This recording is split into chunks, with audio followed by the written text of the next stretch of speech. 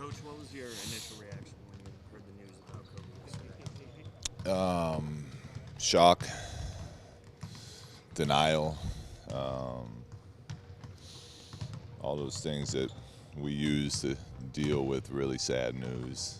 And it's been one of the harder times in my life this last 24 hours. You know, Kobe was a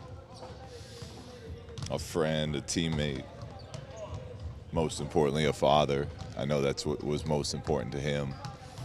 The love he had for his family and his daughters is heartbreaking, and it's tough to deal with, honestly. He was, you know, the basketball world. We lost one of our greats, and I don't just mean that by what he did on the court, but just the way he lived his life. Every day, he got the most out of it.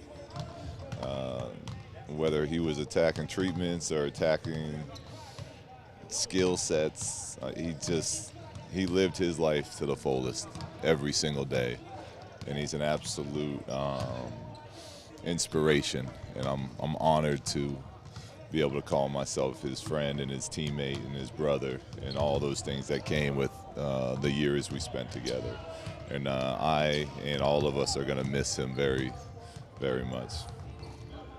And a lot of guys on the team, they grew up watching him, and I'm sure it hit them pretty hard too. How do you, as a coach, kind of bring everyone together, knowing you have a game to play tonight, and with everything that's going on? Yeah, it's hard. We talk about it. It's life, life is hard, and there's moments that challenge us. And what I've found is together we can get through those easier, more efficiently than we can alone. And guys here are hurt, whether you knew him or not. He was that type of guy, and he had that type of influence on the NBA world that everybody's hurting. And it's hard to think about playing, but I also laughed thinking about what Kobe would say. And it goes back to his mentality. So what? What's next? You know what I mean? No matter what he was looking down, no matter what the odds were against, he took on every single challenge. He would want us out here playing. He'd want us competing at the highest level. And that's, this, to me, the best way we could honor him is really to play and leave it all out there on the court, like he did every single night. That mentality, is that kind of what made his second act so special? Just kind of how he's reinvented himself. He's incredible. It's not easy to retire from sports. You played your entire life, and for him, and how invested he was, and how much time. I've talked to him about it before. I thought it would be a struggle. He gave so much to the game of basketball, and when he decided to give it up and hang it up, he was able to shift all that time and effort and energy into his family. And, he was so proud of those girls of his. I remember when I had my baby girl, and he called, and he was so excited. He said it's the greatest thing in the world, the father-daughter relationship.